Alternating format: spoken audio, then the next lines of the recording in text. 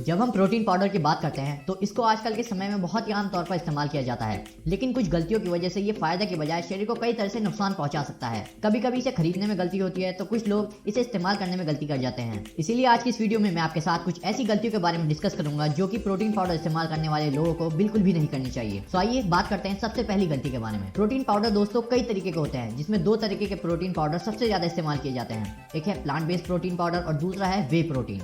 Plant based protein powder चावल, मटर, दाल, soybean जैसी चीजों से मिलकर बनाए जाते हैं, जबकि वे प्रोटीन दूध से बनाया जाता है। दोनों में ही बहुत ज्यादा फर्क नहीं होता। जो प्रोटीन पाउडर आप पीते हैं वह शरीर में जाकर अमीनो एसिड में टूटते हैं और वे प्रोटीन के इस्तेमाल से आपके शरीर को 9 एसेंशियल अमीनो एसिड मिल जाते हैं। उसी तरह प्लांट बेस्ड प्रोटीन पाउडर जो कि 2-3 चीजों से मिलाकर बनाया जाता है, उससे भी शरीर को 9 एसेंशियल अमीनो एसिड मिल जाते हैं। जिन लोगों को दूध आसानी से पच जाता है उनके लिए वे प्रोटीन का इस्तेमाल करना ज्यादा बेहतर होता है, क्योंकि वे प्रोटीन शरीर में जल्दी जाकर एब्जॉर्ब हो जाता है। लेकिन कुछ लोगों को लैक्टोज इंटॉलरेंस होता है, जिससे कि दूध और दूध से बनी चीजों ने जल्दी से पच नहीं पाती, इसलिए उनके लिए वे प्रोटीन के बजाय प्लांट बेस्ड प्रोटीन का इस्तेमाल करना ज्यादा बेहतर होता है। गलती नंबर 2, वे प्रोटीन जो कि दूध से बनाया जाता है वो भी 3 तरीके का होता है, जिसमें सबसे पहला है कॉन्सेंट्रेट वे प्रोटीन। जब दूध को फाड़कर मक्खन निकालने के बाद नीचे जो पानी बच जाता है उसे मशीन के जरिए सुखाने पर कॉन्सेंट्रेट वे प्रोटीन बनता है, जिसकी कीमत कम होती है क्योंकि उसमें 60 से 70% ही प्रोटीन मौजूद होता है और बाकी का 30 से 40% फैट और कार्बोहाइड्रेट्स की मात्रा होती है। फिर कॉन्सेंट्रेट वे प्रोटीन को मशीन में डालकर और ज्यादा फिल्टर किया जाता है, तब बनता है आइसोलेट वे प्रोटीन, जिसकी कीमत कॉन्सेंट्रेट वे प्रोटीन के मुकाबले ज्यादा होती है, क्योंकि इसमें कार्बोहाइड्रेट और फैट प्रोसेस करके काफी हद तक बाहर निकाल दिए जाते हैं,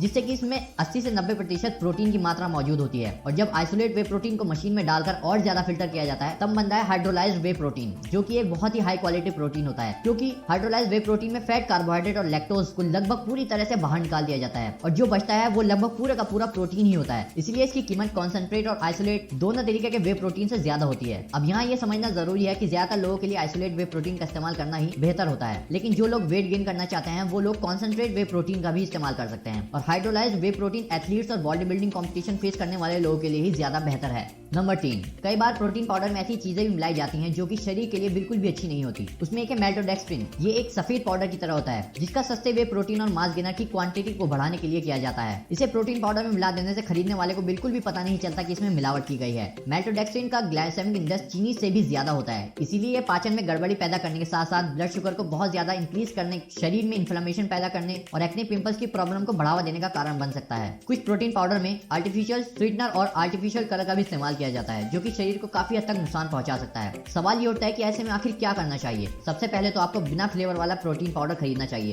क्योंकि ये ज्यादा शुद्ध होता है और प्योर होता है। जिसके बाद आप इसे चाहे तो इस्तेमाल करते वक्त टेस्ट के लिए इसमें थोड़ा सा गुड़ डाल सकते हैं। और दूसरी बात, आपको प्रोटीन पाउडर के डब्बे पर दिए गए इंग्रेडिएंट्स इसको जरूर पढ़ना चाहिए कि आखिर उसमें बनाने के लिए कौन कौन सी चीजों का इस्तेमाल किया गया है। लेकिन कुछ कंपनी के प्रोटीन पाउडर में आर्सेनिक और लेड जैसी केमिकल भी मौजूद होते हैं, जो कि सिर्फ और सिर्फ लैब टेस्ट के जरिए पता किए जा सकते हैं। इसलिए आपको जिस भी कंपनी का प्रोटीन पाउडर खरीदना हो उसका लैब टेस्ट रिपोर्ट भी आपको एक बार जरूर चेक कर लेना चाहिए। जिस भी कंपनी का प्रोटीन पाउडर आप खरीद रहे हैं उसकी लैब रिपोर्ट आप यूट्यूब पर सर्च करके देख सकते हैं। नंबर 4, मार्केट में बहुत से नकली प्रोटीन पाउडर भी बेचे जाते हैं और ऐसे में डब्बे के अंदर प्रोटीन के रूप में क्या है इसके बारे में कोई नहीं जानता। और अगर आपने गलती से ये नकली प्रोटीन पाउडर का इस्तेमाल कर लिया तो फायदे तो दूर, शरीर का बहुत ज्यादा नुकसान झेलना पड़ सकता है। सबसे पहले तो जो भी कंपनी का प्रोटीन पाउडर खरीदना चाहते हैं उसे कंपनी का ऑफिशियल वेबसाइट से ही खरीदें। लेकिन फिर भी आप कहीं से भी किसी भी कंपनी का प्रोटीन पाउडर खरीदने से पहले उसके बारे में यूट्यूब पर वीडियो देखकर उस कंपनी का असली और नकली प्रोटीन को कैसे पता लगाया जा सकता है इस बारे में चेक कर सकते हैं। अब यहाँ तक प्रोटीन पाउडर सही खरीद भी लेते हैं तो अक्सर लोग इसे इस्तेमाल करने में गलती कर देते हैं। ज्यादातर लोग प्रोटीन पाउडर को एक्सरसाइज के बाद लेना नियम और कानून की तरह समझते हैं, लेकिन इस बात से कोई फर्क नहीं पड़ता कि आप प्रोटीन पाउडर एक्सरसाइज से पहले इस्तेमाल कर रहे हैं या फिर एक्सरसाइज के बाद। आपका शरीर इसे आसानी से मैनेज कर लेता है, इसीलिए एक्सरसाइज से पहले हो या बाद में, जो भी वक्त आपके लिए कंफर्टेबल हो उस वक्त आपको प्रोटीन पाउडर इस्तेमाल करना चाहिए। नंबर 6, प्रोटीन पाउडर का इस्तेमाल ज्यादातर लोग पानी के साथ करते हैं, लेकिन कुछ लोग इसे दूध के साथ इस्तेमाल करना ज्यादा बेहतर मानते हैं। प्रोटीन पाउडर को ऐसे बनाया जाता है जिससे कि ये जल्दी से पच सके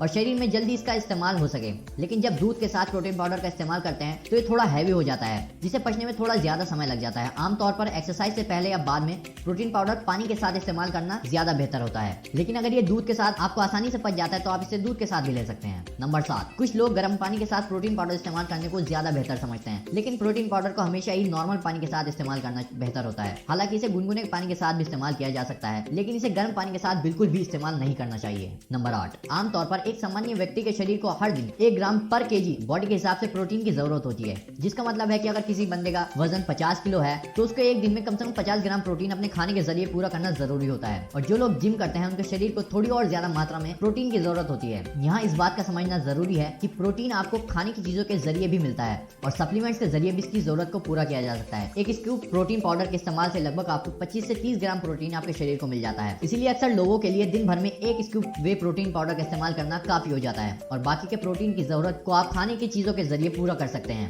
लेकिन जो लोग जिम करने में पुराने हो चुके हैं वो दिन भर में 2 स्कूप वे प्रोटीन का भी इस्तेमाल कर सकते हैं। और एक बात का खास ख्याल रखेंगे, प्रोटीन पाउडर भी तभी काम करता है जब आपके पूरे दिन का खान पान सही हो। इसीलिए नेचुरल फूड को छोड़कर प्रोटीन पाउडर पर ही पूरी तरह से डिपेंड कभी भी नहीं होना चाहिए। नंबर 9, कुछ प्रोटीन पाउडर मल्टीविटामिन के साथ भी आते हैं जिसमें सभी तरह के विटामिन, कैल्शियम और आयरन जैसे और मिनरल्स भी मिल जाते हैं। इसीलिए अगर आप भी इस तरह के प्रोटीन पाउडर का इस्तेमाल करते हैं तो आपको दिन भर में 1 स्कूप से ज्यादा इसका इस्तेमाल नहीं करना चाहिए, नहीं तो लॉन्ग टर्म में कुछ विटामिन और मिनरल्स की मात्रा शरीर में ज्यादा हो सकती है, जिसकी वजह से फिर आपको कुछ नुकसान भी झेलना पड़ सकता है। नंबर 10, प्रोटीन पाउडर का इस्तेमाल करने से हमारे किडनी का काम बढ़ जाता है। एक सेहतमंद इंसान की किडनी तो उसे आसानी से संभाल सकती है, लेकिन जिन लोगों को पहले से ही किडनी की कोई बीमारी है उन्हें प्रोटीन पाउडर का इस्तेमाल तब तक नहीं करना चाहिए जब तक कि वो प्रॉब्लम उनकी ठीक ना हो जाए। नंबर 11, प्रोटीन पाउडर ऐसे लोगों को लेना चाहिए जो कि कुछ ना कुछ फिजिकल एक्टिविटी करते हो, जैसे कि एक्सरसाइज करते हो, जिम करते हो या फिर एथलीट हो। लेकिन जो लोग पूरे दिन सिर्फ बैठे रहते हैं उन्हें प्रोटीन पाउडर पर पैसा बर्बाद करने की बिल्कुल भी जरूरत नहीं है, क्योंकि ऐसे लोग सिर्फ सांस लेने के लिए ही जीते हैं और सिर्फ अगर आप सांस ही लेना चाहते हैं तो इसके लिए आपको प्रोटीन पाउडर का इस्तेमाल करने की बिल्कुल भी जरूरत नहीं है। इसलिए सबसे पहले अपने शरीर को काम पर लगाएं, उसके बाद ही प्रोटीन पाउडर का इस्तेमाल करने के बारे में सोचें। नंबर 12,